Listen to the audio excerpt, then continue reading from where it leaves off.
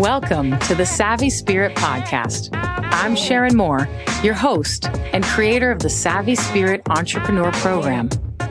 This podcast features conscious women entrepreneurs whose businesses are built on their unique gifts and are making the world a better place. You're going to learn about their journeys, their courage, their resilience, and their truth.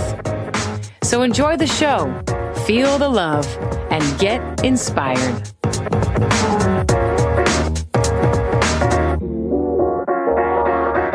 All right, welcome back, everybody. So today, we're spending time with Kavi Bailey, the founder and creator of Grand Parade Coffee. I wanted to actually say it with the right accent, Grand Parade Coffee.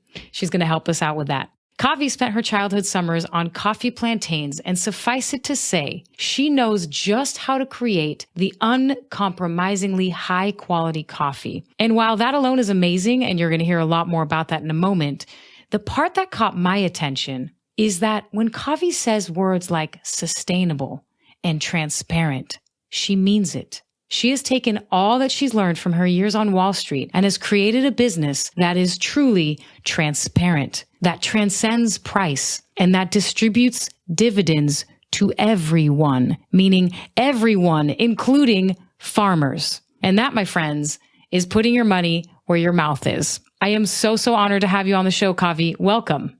Thank you, Sharon. Truly honored. So I just kind of gave the intro and I read all about you, and I'm so curious. Based on what you say in your website, you spent your summers in coffee plantains. And then next thing I know, I hear that you were on Wall Street. And the next thing I know, you're creating this coffee business. Can you take us through the journey that you've been on? Yeah, definitely. I've had quite the exciting journey. I think my most inspirational moments, and I believe why I'm here today, has a lot to do with my father. He was the trade unionist in Kenya and was a big advocate for farmers, workers, all about equitable pay, fair worker conditions. And I grew up under that, seeing the need to want to make sure that workers were fairly compensated and worked in conditions that were not harmful. And this was way back in the 60s and 70s, way before union movements became such a big deal.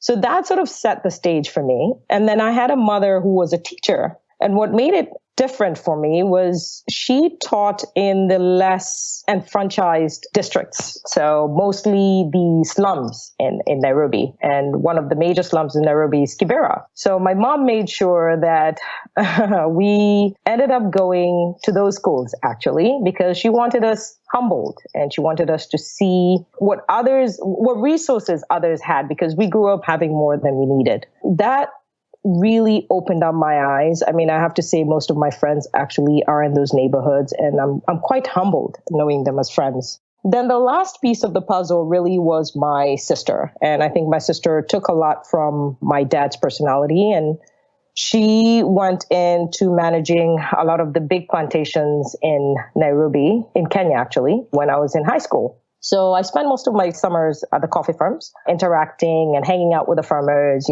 going to the fields, picking up the berries and taking the big sacks of berries to where they weigh the berries and they pay the farmers. So I got to experience all that. And somehow I ended up in Wall Street because I loved numbers. I'm a finance person. It's something that came to me quite naturally. But the one overarching desire for me was the need to help people. And it's something that I also did on Wall Street in the strategies that I designed to make sure that all individuals and not just the wealthy had access to.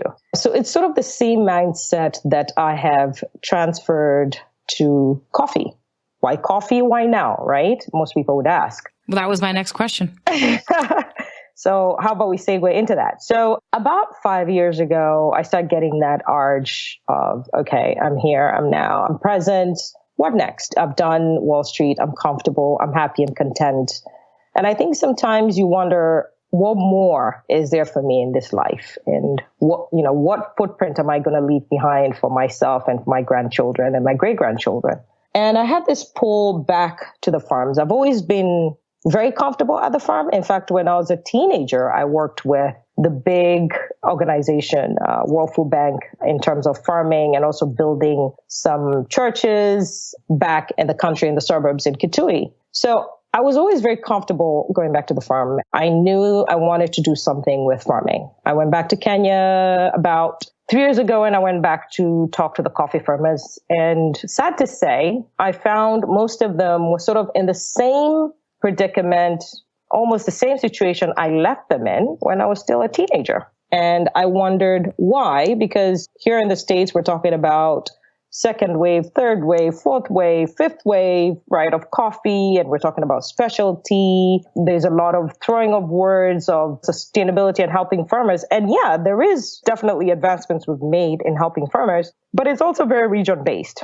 I felt the need to want to do something. So when my job relocated, I figured that was the opportune time to jump ship and try and build this. Was it scary?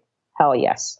There's only so much you know about coffee. I mean, I know about the growing of coffee, the picking of the coffee, how to go about selecting really good quality coffee. But I didn't know much about logistics. How do I move this coffee from origin into the US? Interacting with people, the obstacles you're going to have to deal with, because not many people are excited about newcomers and people wanting to do sustainability and direct trade, because you have middlemen and you have brokers who that's their livelihood, right? And you coming in and say, okay, I'll work with the farmer and I'll pay the farmer directly. They're not happy about that. Those are some of the obstacles I had to endure, but I rose above it. One of the skill set that I really tapped into was my research. Being on Wall Street, you have to be good at research. You have to evaluate, say, for example, if it's a company, you have to do the analysis and the evaluation of that company. So I use the same skill set in trying to identify the best players to align with in the coffee industry. So if it's logistics, I figure, well, if that's not my skill set, so who would I go to? And I identified the players that were ethical and had the mind of sustainability to work with. And that's how I've sort of gone about in building the relationships and the framework to running Grand Parade. You know, you said something a couple minutes ago, and it's just kind of still with me, is there are many people that throw around the word sustainable. And I'm not saying they're not sustainable, but there was something about, I could feel with you. Sometimes we'll say profit sharing, and do we even think about the farmers when we say that? One thing you have to remember is, unfortunately, people put coffee in the bracket of commodity, like they would gold or like they would oil. So if you put a product like coffee within this sort of bracket, what happens is people come in, they buy the commodity, quote unquote, and simply walk away. What has happened is sort of the advancements we've made, and I think fair trade is good, but there's still a lot of advancements we could make. Set a threshold where they said, okay, if you want to pay fair trade prices, then we will put a threshold and say you have to pay the farmer a minimum of $1.40 per pound. Most people have used or thrown that fair trade price and say, okay, we pay the farmer $1.40. But this is what happens when you get on the ground. There is a broker that you're working with. So you pay that broker $1.40 per pound and you say, I have paid fair trade price.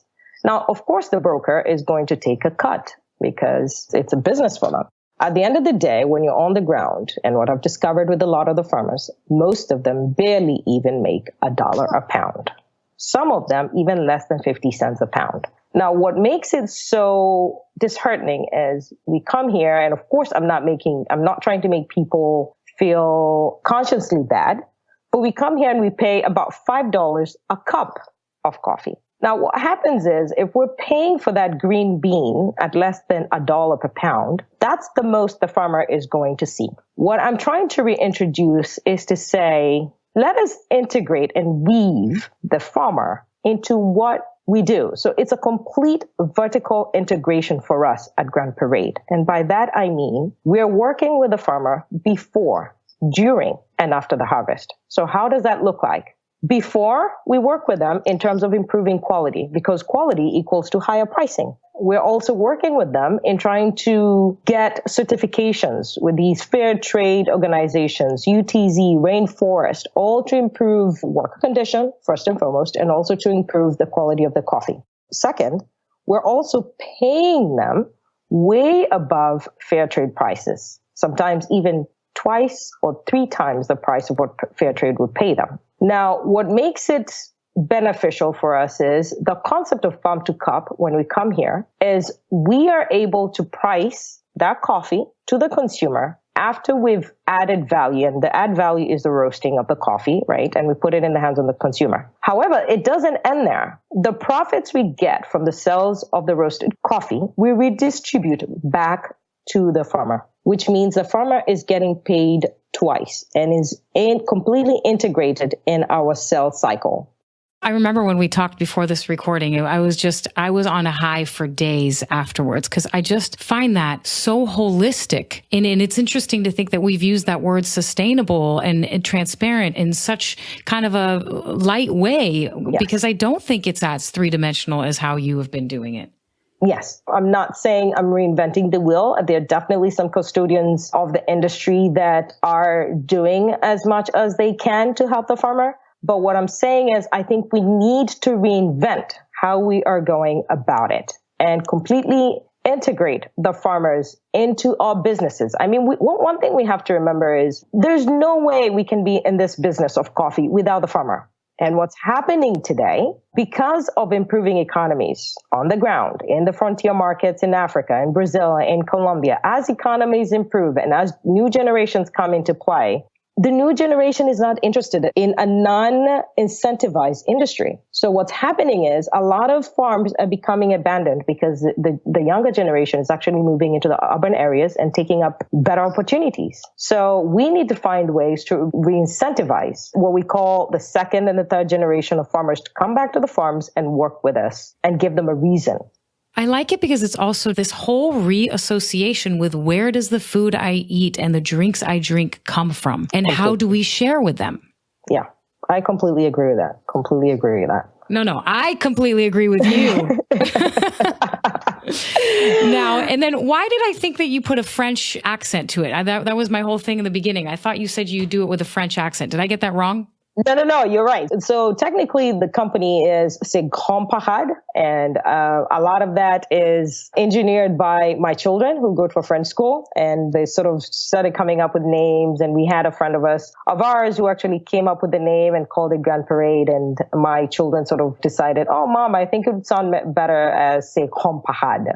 We make it easy as Grand Parade, but over time, as everyone becomes more familiar with us and what we stand for, I believe it will sort of take its own form as C'est Grand Parade. All right, good. Now you made sure I didn't look like a fool in the beginning. Yeah, Thank you.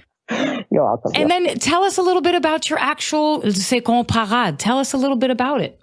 So Grand Parade is a company that I started about less than 3 years ago.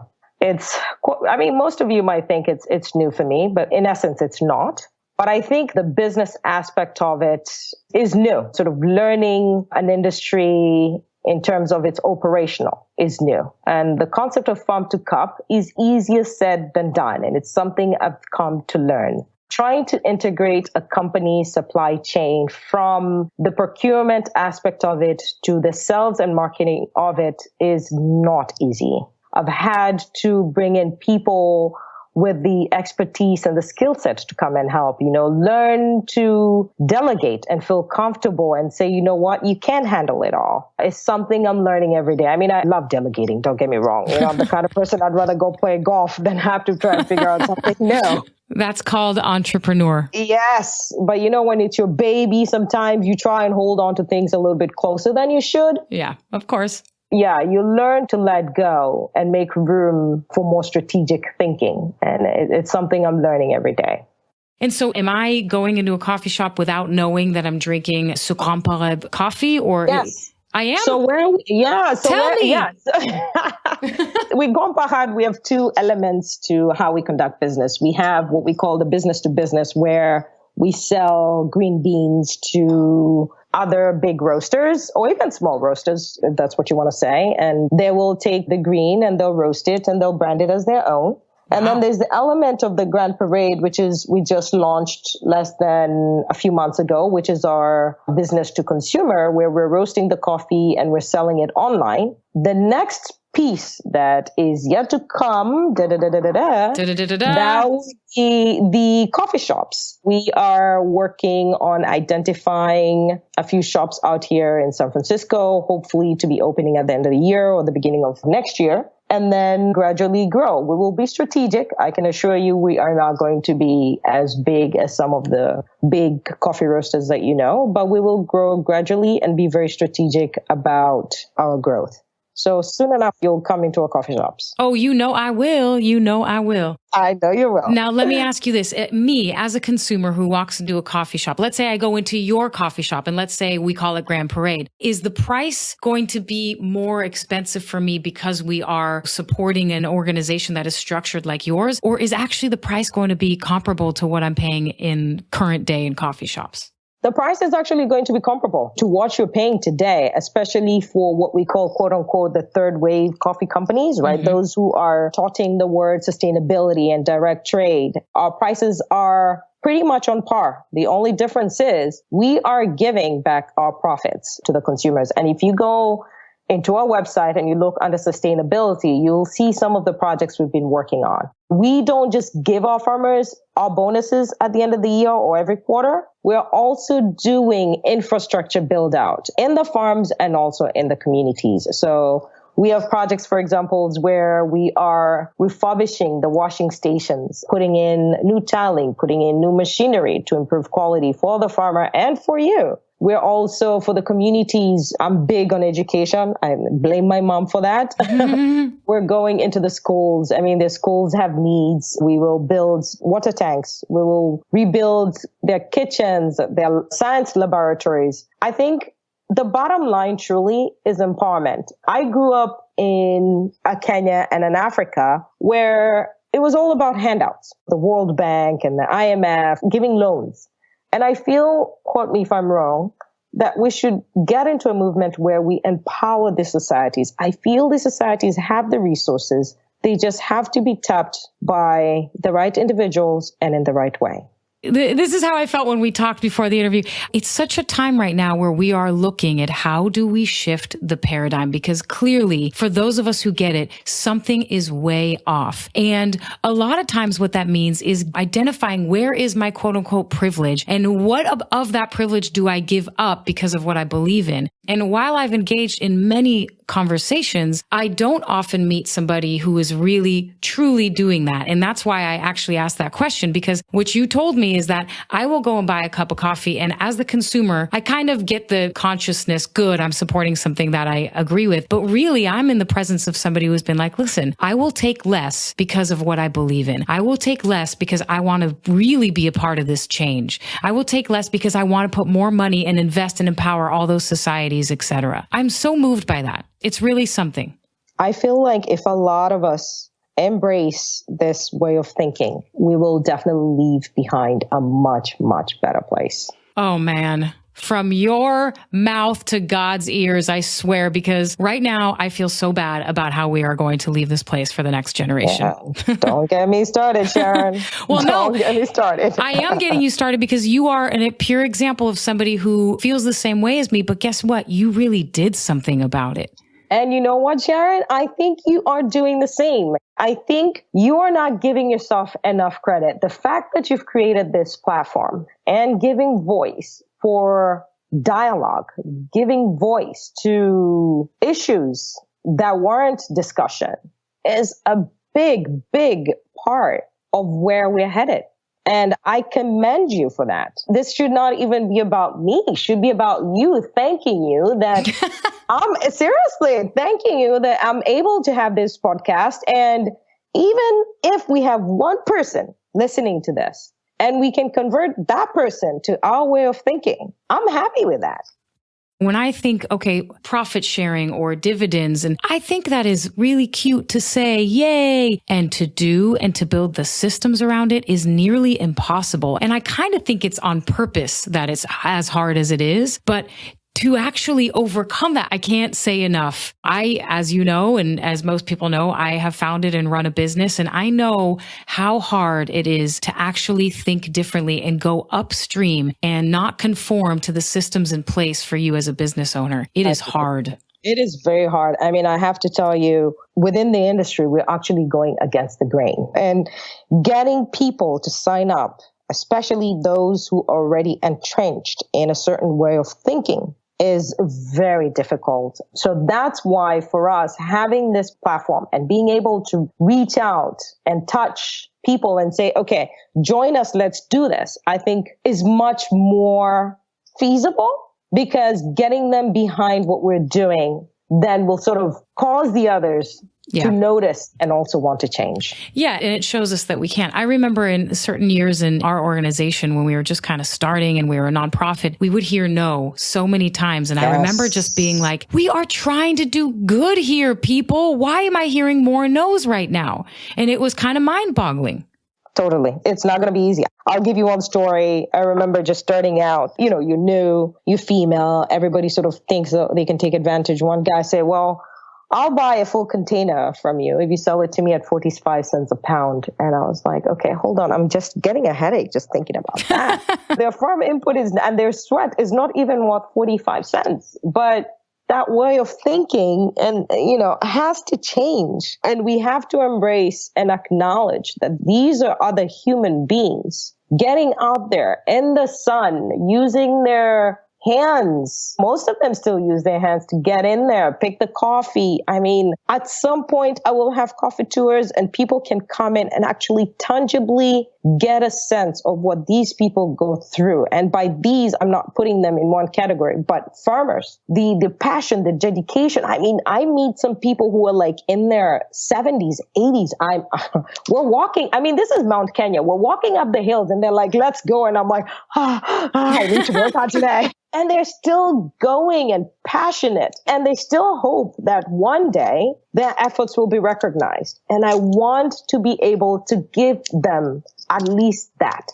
And again, what you just said brings up that concept of reassociation. Like that cup of hot coffee actually originated from some human who was out in the sun that picked it hand to hand, human to human, earth to human. Correct.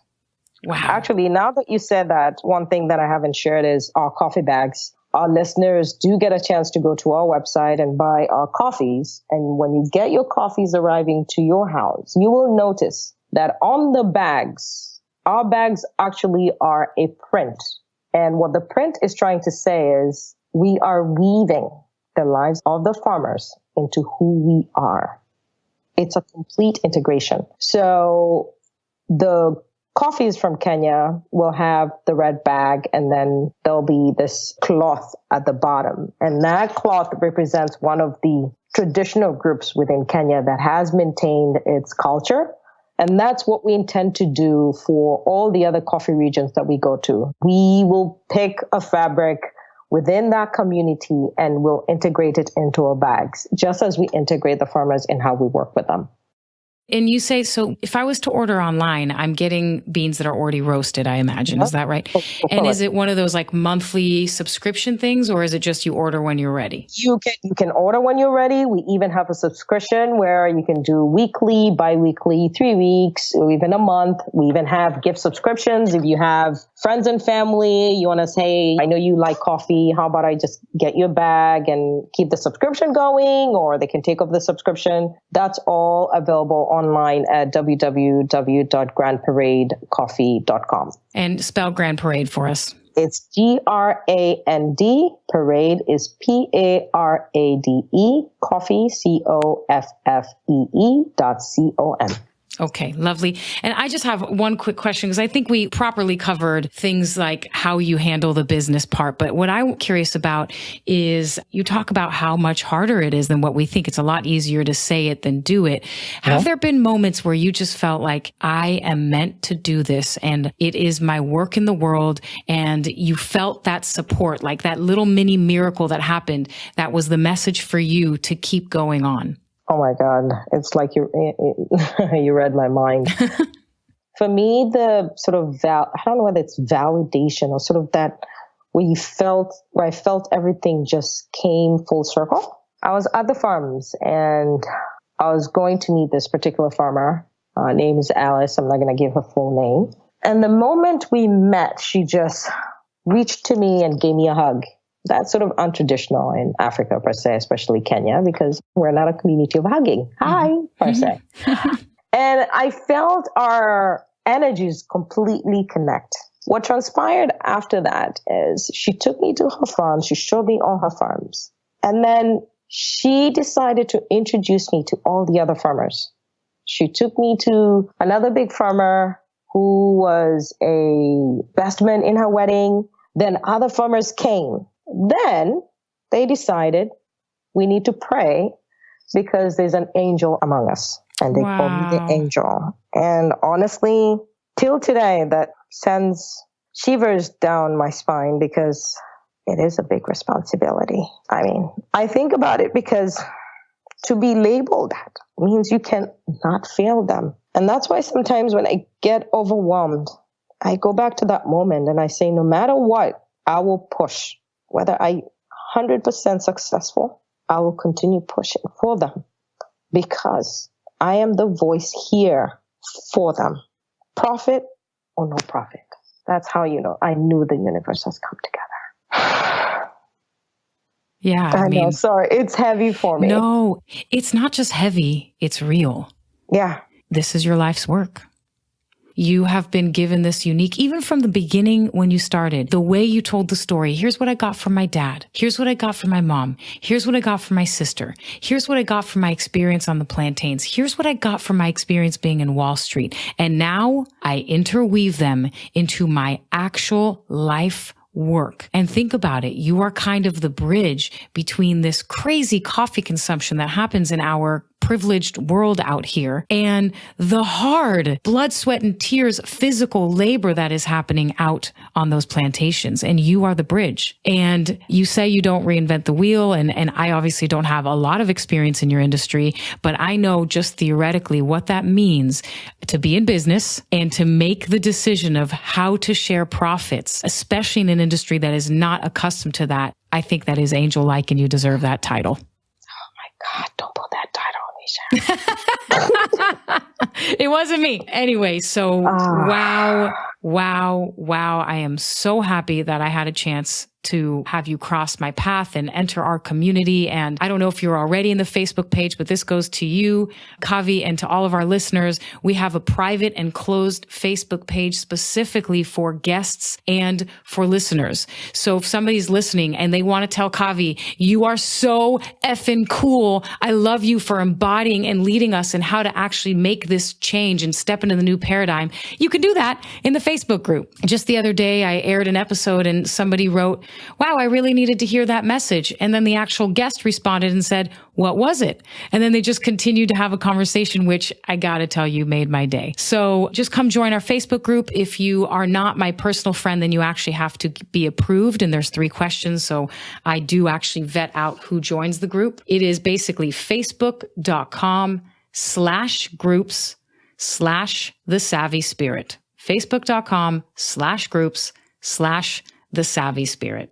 And I would love to just close with maybe, Kavi, if you want to share some words of wisdom to anybody who might be listening, who might be about to start something or might be at a crossroads or might need to make a hard decision. What sort of words of wisdom would you like to share?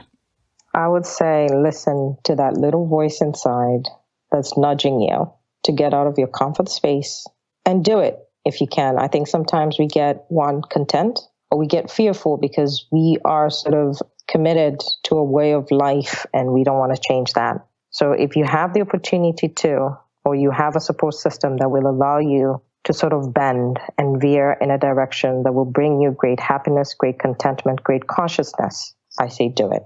And when I say do it, I say, yes, you can do it, but we can all do it together better. Let's do it together. Amen. Stronger together. Stronger together. Beautiful. Thank you so much for being on the show and for doing what you're doing. And I, for one, plan on supporting the coffee that is obviously yours, i.e. I go into your store or I order from your website. And I hope that in the coffee shops that I'm going to, I'm indirectly supporting you without even knowing it. Yes. And we appreciate that. We truly do. Let's keep the lines of communication open. Let's support all one another, male or female. And let's bring tangible, I call it tangible and meaningful change to this world that we live in. Beautiful. Kavi, Thank you so much for being a guest. And to all you listeners, as I know in my heart, it goes from our voices to your earbuds, to your heart, and then ultimately into making the world a better place. So thank you for being here. I will now sign out, and I will see you next week. Thank you, Sharon. Thanks everyone for listening. I hope you feel inspired and connected and alive. And hey, if you enjoyed the show today, leave us a review. And of course, if you want more, you can find us online at The Savvy.